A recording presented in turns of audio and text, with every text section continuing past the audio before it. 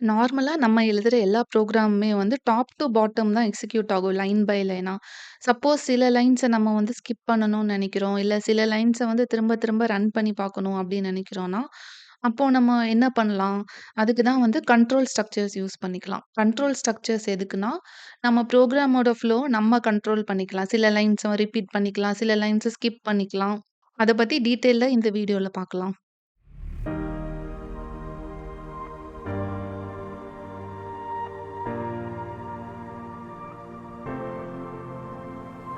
நம்ம ப்ரோகிராமோட ஃப்ளோவ கண்ட்ரோல் பண்றதுக்கு, நெக்ஸ்ட் எந்த லைன எக்ஸிக்யூட் பண்ணலாம், எந்த லைன ஸ்கிப் பண்ணலாம் அப்டின்ட்டு டெசிஷன் எடுக்கிறதுக்காக யூஸ் பண்றது தான் கண்ட்ரோல் ஸ்ட்ரக்சர்ஸ். நார்மலா ஒரு சி ப்ரோகிராம் வந்து லைன் பை லைனா தான் எக்ஸிக்யூட் ஆகும். சீக்வென்ஷியலா டாப் டூ பாட்டம். ஆனா வந்து ரியல் லைஃப்ல நம்ம பார்க்குற ப்ராப்ளம்ஸா இருக்கட்டும், சி கோடிங்கா இருக்கட்டும், எல்லாமே ஸ்ட்ரெய்ட் லைன்ல இருக்கு. நம்ம காலேஜ் ஜாயின் பண்ணிட்டு ஃபர்ஸ்ட் இயர்ல ஃபர்ஸ்ட் டே நம்ம ஒரு பெஞ்ச்ல உட்காந்துருப்போம். நம்ம கிட்ட ஒரு கிளாஸ்மேட் உட்காந்துருப்பாங்க. அவங்க கூட தான் நம்ம லைஃப் லாங் 4 இயர்ஸ் ஃபுல்லா ஃப்ரெண்டா இருக்க போறோம். அந்த மாதிரி நமக்கு வந்து எந்த கேரண்டியும் இருக்காதுல்ல. ஃபர்ஸ்ட்டு நம்ம வந்து செக் பண்ணி பார்ப்போம். அவங்களோட நமக்கு ஒரு ஃப்ரெண்ட்ஷிப் செட் ஆகுதா அப்படின்னு. செட் ஆச்சுன்னா, அதே கிளாஸ்மேட்டோடயே ஃப்ரெண்ட் ஆயி அதே பெஞ்ச்ல சேர்ந்து உட்காந்துட்டு இருப்போம். கூட நமக்கு செட் ஆகல, ஏதாச்சும் ப்ராப்ளம் வருது அப்படின்னா, நம்ம வேற ஃப்ரெண்ட் தேடுவோம். அப்போ வந்து ப்ராப்ளம் வராத வரைக்கும் அதே ஃப்ரெண்ட் கூட திரும்ப திரும்ப நம்ம எத்தன செமஸ்டர் ஆனாலும் ஃப்ரெண்டாவே மெயின்டெயின் பண்ணிட்டு இருப்போம். சில மிஸ் அண்டர்ஸ்டாண்டிங் சில கண்டிஷன் வரப்போ, அவங்க கிட்ட இருந்து நம்ம வந்து பிரிஞ்சு வேற ஃப்ரெண்ட் தேடுவோம். அந்த மாதிரி சி ப்ரோகிராமிங்ல சில லைன்ஸ நம்ம வந்து திரும்ப திரும்ப ரன் பண்ற மாதிரி இருக்கும். சில லைன்ஸ வந்து ஸ்கிப் பண்ற மாதிரி இருக்கும். டெசிஷனுக்கு ஏத்த மாரி கண்டிஷனலா மட்டும் சில லைன்ஸ ரன் பண்ற மாதிரி இருக்கும். அந்த மாதிரி டெசிஷன்லாம் எடுக்கிறதுக்கு நமக்கு கண்ட்ரோல் ஸ்ட்ரக்சர்ஸ் ரொம்ப யூஸ்ஃபுல்லா இருக்கும். கண்ட்ரோல் ஸ்ட்ரக்சர்ஸ் நமக்கு ஏன் தேவைப்படுது? சப்போஸ் நீங்க ஒரு குவிஸ் ஆப் டெவலப் பண்றீங்கன்னா, சில கேஸஸ் வந்து நமக்கு கண்டிஷனலா இருக்கும்ல. நம்மளோட யூசர் வந்து ஒரு கொஸ்டினுக்கு கரெக்ட் ஆன்ஸர் சூஸ் பண்ணிட்டாங்க அப்டின்னா, அவங்களுக்கு வந்து அவங்களோட ஸ்கோர வந்து 1 பாயிண்ட் ஆட் பண்ற மாதிரி நமக்கு வந்து கோட் எழுதணும் கண்டிஷனலா. சப்போஸ் அவங்க வந்து ராங் ஆன்ஸர் குடுத்துருக்காங்க அப்டின்னா, கரெக்ட் ஆன்ஸர் என்ன அப்டின்ட்டு நம்ம ஸ்க்ரீன்ல வந்து பிரிண்ட் பண்ற மாதிரி வைக்கணும். ஸ்கோர் அப்டேட் பண்ண வேணாம். ஆனா கரெக்ட் ஆன்ஸர் பிரிண்ட் பண்ற மாதிரி இருக்கும். அதுக்கப்புறம் அவங்க குவிஸ முடிச்சுட்டாங்க. எல்லா கொஸ்டினும் ஒரு 10 கொஸ்டினோ, 20 கொஸ்டினோ முடிச்சுட்டாங்க அப்டின்னா, அவங்களோட டோட்டல் ஸ்கோர் வந்து ஸ்க்ரீன்ல பிரிண்ட் பண்ற மாதிரி ஒரு ஆப்ஷன் கோடு எழுதணும் அதுக்கேத்த மாரி. கண்ட்ரோல் ஸ்ட்ரக்சர்ஸ் இருந்தா தான் இதெல்லாம் பாசிபிளா இருக்கும். இல்லன்னா ஏன்னா இதெல்லாமே கண்டிஷனலா நடக்கக்கூடியது தானே. அப்போ நமக்கு கண்ட்ரோல் ஸ்டேட்மெண்ட்ஸ் இருந்தா தான் இதுக்கெல்லாம் லாஜிக் எழுத முடியும். ஸோ இந்த மாதிரி சிச்சுவேஷன் டெசிஷன் பேஸ்ட் ஆக்ஷன்க்காக யூஸ் பண்றது தான் கண்ட்ரோல் ஸ்ட்ரக்சர்ஸ். கண்ட்ரோல் ஸ்ட்ரக்சர்ஸ்லயே 3 டைப் இருக்கு. ஃபர்ஸ்ட் வந்து கண்டிஷனல். இது வந்து ஒரு டைம் தான் ரன் ஆகும். ஆனா கண்டிஷனுக்கு ஏத்த மாரி. இந்த கண்டிஷன் ட்ரூவா இருந்துச்சுன்னா, இந்த ஸ்டேட்மெண்ட் ரன் ஆகணும். ஃபால்ஸா இருந்துச்சுன்னா, இந்த ஸ்டேட்மெண்ட் ரன் ஆகணும். அந்த மாதிரி. சிங்கிள் இட்டரேஷன்க்கு ஏத்த மாதிரி. லூப்பிங்னா ரிப்பீட் பண்ணக்கூடிய கோட்.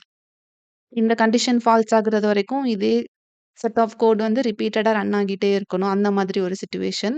3 வந்து பிரான்ச்சிங் டைப். பிரான்ச்சிங்னா ஜம்பிங் மாதிரி. சில கண்டிஷன்ஸ்ல வந்து நம்ம சில லைன்ஸ ஸ்கிப் பண்ணிட்டு டைரக்ட்டா அந்த 10த் லைனுக்கோ, 20த் லைனுக்கோ டைரக்ட்டா ஸ்கிப் பண்ணிருவோம். அதுதான் பிரான்ச்சிங் ஸ்டேட்மெண்ட்ஸ். இப்போ நம்ம ஒரு சிம்பிளான இஃப் எல்ஸ்க்கு ஒரு ப்ரோகிராம் எழுதலாம். நம்ம யூசர் குடுத்திருக்க நம்பர் வந்து பாசிட்டிவா, நெகட்டிவா அப்படின்னு செக் பண்றதுக்கு. இப்போ யூசர் கிட்ட இருந்து நம்ம ஒரு நம்பர் வாங்கிட்டு, அந்த நம்பர் வந்து கிரேட்டர் தேன் 0வா இருந்துச்சு அப்படின்னா, பாசிட்டிவ் நம்பர். எல்ஸ் இஃப் வந்து அந்த நம்பர் லெஸ் தேன் 0னா நெகட்டிவ் நம்பர்ன்னு பிரிண்ட் பண்ற மாதிரி. அந்த கண்டிஷனும் ஃபால்ஸா இருக்குதுன்னா, 0ன்னு மட்டும். இந்த இஃப் எல்ஸ்லயே வந்து நெறைய டைப் இருக்கு. ஃபர்ஸ்ட் சிம்பிள் இஃப் மட்டும். இப்போ இந்த கண்டிஷன் ட்ரூவா இருந்துச்சுன்னா மட்டும் இந்த பிரிண்ட் ஸ்டேட்மெண்ட் எக்ஸிக்யூட் ஆகும். இந்த கண்டிஷன் ஃபால்ஸா இருந்துச்சுன்னா, எதுவுமே எக்ஸிக்யூட் ஆகாது. இந்த லூப் போட்டு வெளிய வந்துரும். இதுலயே நான் வந்து சிங்கிள் லைன் மட்டும் எழுதியிருக்கனால, டைரக்ட்டா எழுதிட்டேன். இந்த இஃப் கண்டிஷன் ட்ரூ ஆச்சுன்னா 2, 3 ஸ்டேட்மெண்ட் வந்து எக்ஸிக்யூட் ஆகணும் அப்படின்னு இருக்கிறப்போ, நம்ம வந்து பிரேசஸ் போட்டுக்கலாம். பிரேசஸ் இல்லன்னா, அந்த இஃப்க்கு அப்புறம் இருக்க ஃபர்ஸ்ட் லைன் மட்டும் எக்ஸிக்யூட் ஆகும். நெக்ஸ்ட் லைன்லாம் ஸ்கிப் ஆயிடும். நெக்ஸ்ட் செகண்ட் டைப் வந்து இஃப் எல்ஸ். இஃப் எல்ஸ் அப்படிங்கிறது வந்து ஒரு கண்டிஷன் ட்ரூவா இருந்துச்சுன்னா, இந்த ஸ்டேட்மெண்ட்ஸ் எக்ஸிக்யூட் ஆகணும். இல்ல அப்படின்னா, இது எக்ஸிக்யூட் ஆகணும். அந்த மாதிரி. இதுலயும் வந்து சிங்கிள் லைன் இருக்கிறதுனால டைரக்ட்டா போட்டாச்சு. 2, 3 லைன் எக்ஸிக்யூட் பண்ணணும்னா பிரேசஸ் போட்டுக்கலாம். அதுலயே நெக்ஸ்ட் வந்து இஃப் எல்ஸ் லேடர்ன்னு சொல்லுவாங்க. அதுதான் நம்ம இப்போ எழுதியிருக்க கோட். இந்த கண்டிஷன் ட்ரூவா இருந்துச்சுன்னா, இந்த செட் எக்ஸிக்யூட் ஆகும். இல்ல வேற ஒரு கண்டிஷன்னா, இந்த செட் எக்ஸிக்யூட் ஆகும். அதுவும் இல்ல லாஸ்ட்ல ஃபைனலானா எல்ஸ் போட்டு நம்ம முடிக்கிற மாதிரி இருக்கும். நமக்கு வந்து கேட்ல கேட்கிறப்போ வந்து, இதுலயே காம்ப்ளிகேட்டடா கேட்பாங்க. நெஸ்டட் இஃப்ல கேட்பாங்க. இஃப்க்குள்ள இஃப் வச்சுட்டு, ஒரு இஃப்க்குள்ள இன்னொரு இஃப் எல்ஸ்லாம் இருக்கும். இல்லன்னா வந்து இந்த மாதிரி வந்து இஃப் எல்ஸ் லேடர் அந்த மாதிரி இருக்கும். நீங்க வந்து கன்ஃப்யூஸ் ஆகக்கூடாது. இந்த லாஜிக் அண்ட் சின்டாக்ஸ் புரிஞ்சாலும், இந்த லூப்போட பிஹேவியர நம்ம அண்டர்ஸ்டாண்ட் பண்ணா தான் பெட்டரா நம்ம வந்து அவுட்புட் வந்து கெஸ் பண்ண முடியும். இது நீங்க வந்து புரியல அப்படின்னு வச்சுக்கோங்களேன், டைரக்ட்டா அந்த மாதிரி ஒரு ஃப்ளோ சார்ட் மாதிரி நீங்க மனசுல போட்டுக்கலாம். ஃபர்ஸ்ட்டு பிகினர்ஸா இருக்கிறப்போ நம்ம இத வந்து ஸ்ட்ராங்கா ரெக்கமெண்ட் பண்ணலாம். ப்ரோகிராம் வந்து ஸ்டார்ட் ஆகுது. அதுக்கப்புறம் யூசர் கிட்ட இருந்து ஒரு இன்புட் நம்பர் வாங்குறோம். இப்போ அதுக்கப்புறம் அந்த டெசிஷன் மேக்கிங் ப்ராசஸ்க்கு. நம்ம ஸ்கூல்லலாம் நம்ம ஃப்ளோ சார்ட் போட்டிருப்போம்ல. நம்ம எல்லா ப்ரோகிராமுக்கும் நம்ம அப்சர்வேஷன் நோட்ல. அதே மாதிரி தான். உங்களுக்கு புரிஞ்ச மாதிரி சிம்பிளா போட்டுக்கோங்க. அதே மாதிரி இந்த மாரி ஸ்டார்ட் அதுக்கப்புறம் கெட் இன்புட் அதுக்கப்புறம் வந்து மேக் எக்ஸிகியூஷன் அந்த மாதிரிலாம் இல்லனாலும், இந்த மாரி சிம்பிளா உங்களுக்கு ஒரு மைண்ட் மேப்பிங் மாரி போட்டா கூட போதும். இப்போ நம்பர் வந்து கிரேட்டரா 0வா இருக்குன்னா, எஸ் இந்த கண்டிஷன் ட்ரூ ஆகுதுன்னா பாசிட்டிவ். பாசிட்டிவ்ன்னு பிரிண்ட் பண்ணணும். அந்த கண்டிஷன் ஃபால்ஸா இருக்கு, நோ அப்டின்னா இன்னொருக்கா செக் பண்ணணும். அந்த நம்பர் லெஸ் தேன் 0வா செக் பண்ணா, எஸ் லெஸ் தேன் 0ன்னா நெகட்டிவ்ன்னு பிரிண்ட் பண்ணணும். 2மே இல்லன்னா, அந்த நம்பர் ஈக்குவல் டூ 0ன்னு பிரிண்ட் பண்ணணும். இந்த மாதிரி அந்த லாஜிக் நமக்கு புரியலன்னா, ஃபர்ஸ்ட் இந்த மாரி ஃப்ளோ சார்ட் மாதிரி எழுதி வச்சுட்டு, அதுக்கப்புறமா அதுக்கு கோட் எழுத ஆரம்பிச்சா, நமக்கு எழுதுறதுக்கும் கன்ஃப்யூசிங்கா இருக்காது. ஒரு கிளாரிட்டி கிடைச்ச மாதிரி இருக்கும் நமக்கு. ஒரு சின்ன எக்ஸாம்பிள் பார்க்கலாமா? இங்க first int x equal to 10 if x equal to 0னா பிரிண்ட் எக்ஸ் இஸ் 0 இல்லன்னா பிரிண்ட் எக்ஸ் இஸ் நான் 0. இதுல நார்மலா நமக்கு என்ன தோணும்னா, எக்ஸ் ஈக்குவல் டூ 0வா? இல்லையே இது 10 தானே. அப்போ வந்து எல்ஸ் ஸ்டேட்மெண்ட் தான் எக்ஸிக்யூட் ஆகும் அப்படின்னு நெனைப்போம். ஆனா இங்க அப்படி இல்ல. இங்க வந்து இதுல தான் நம்ம வந்து நார்மலா மிஸ்டேக் பண்ணுவோம். இதுல வந்து எக்ஸ் ஈக்குவல் டூ 0ங்கிறப்போ, இந்த வெறும் ஈக்குவல் டூ வந்து அசைன்மென்ட் ஆப்பரேட்டர் மாதிரி. அசைன் தான் பண்ணும். அந்த எக்ஸ்ங்கிற இடத்துக்கு வந்து 10 வேல்யூ இருக்குல்ல, அதுக்கு பதிலா 0 இங்க வந்து இனிஷியலைஸ் ஆகும். ஆனா நம்ம வந்து ஆக்சுவலா இஃப் எக்ஸ் ஈக்குவல் டூ 0ன்னு இருந்தா தான் எக்ஸ் 0வான்னு செக் பண்ணிட்டு இந்த எஃப் கிளாஸ் போகும். இல்லன்னா அந்த எல்ஸ் கிளாஸ் வரும். ஆனா இங்க வந்து ஒரு அசைன்மென்ட் ஆப்பரேட்டர் தான் இருக்கு. இங்க வந்து ஒரு அசைன்மென்ட் ஆப்பரேட்டர் தான் இருக்கு. அப்போ இது வந்து அசைன் பண்ணியிருக்கும். அசைன் பண்ணாலும் அப்போ அந்த ஃபைனலா அந்த இஃப்க்கு என்ன ஆன்ஸர் பாஸ் ஆகும்? இங்க வந்து இந்த லூப்ல வந்து ட்ரூ இருந்தா இந்த ஸ்டேட்மெண்ட் எக்ஸிக்யூட் ஆகும். ஃபால்ஸா இருந்தா எல்ஸ் பார்ட்க்கு போகும். அப்படிதானே நமக்கு நார்மலா தெரியும்.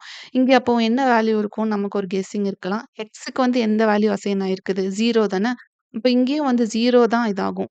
ஸோ 0 அப்படிங்கிறதுனால 1 இருந்தா தான் பாசிட்டிவ் நம்பர் 1 அந்த மாதிரி இருந்தா தான் இந்த பிரிண்ட் எக்ஸிக்யூட் ஆகும். 0ங்கிறதுனால அப்போ இந்த கண்டிஷன் ஃபால்ஸ் ஆன மாதிரி. அப்போ அந்த எல்ஸ் பார்ட் தான் எக்ஸிக்யூட் ஆகும். எக்ஸ் இஸ் நான் 0. நான் 0ங்கிறதுனால ஆன்ஸர்ங்கிறதுனால ஓகே. இது வந்து 10 தான். ஆனா இங்க வந்து 0 கூட செக் பண்ணியிருக்கோம். அப்படி கிடையாது. இது வந்து பிஹேவியரல் இது இருக்கு. இது அசைன்மென்ட் ஆப்பரேட்டர் யூஸ் பண்ணியிருக்காங்க. ஆனா நமக்கு வந்து கம்பேரிசன் ஆப்பரேட்டர் தான் போட்டுருக்கணும். இங்க பார்த்தீங்களா, இது அசைன்மென்ட் ஆப்பரேட்டர். ஆனா நம்ம கம்பேரிசன் ஆப்பரேட்டர் தான் கரெக்ட். இந்த ஸ்டேட்மெண்ட் வந்து எக்ஸ்‌க்கு வந்து 0ங்கிற வேல்யூ அசைன் பண்ணியிருக்கோம். ஸோ அசைன் பண்ணிட்டு அந்த எக்ஸோட வேல்யூ 0 தானே. ஸோ அந்த 0வ தான் அந்த இஃப் கண்டிஷனுக்கு பாஸ் பண்ணும். ஸோ இந்த லைன நீங்க கரெக்ட்டா ஞாபகம் வச்சுக்கோங்க.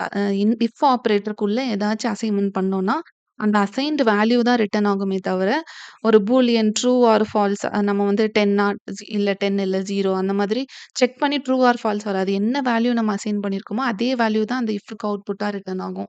ஸோ இங்க 0 தான் ரிட்டர்ன் ஆயிருக்கு. 0 வந்து அப்போ ஃபால்ஸ் மாதிரி தானே. அதனால தான் இங்க நமக்கு வந்து 2ண்ட் லைன் எக்ஸிக்யூட் ஆச்சு.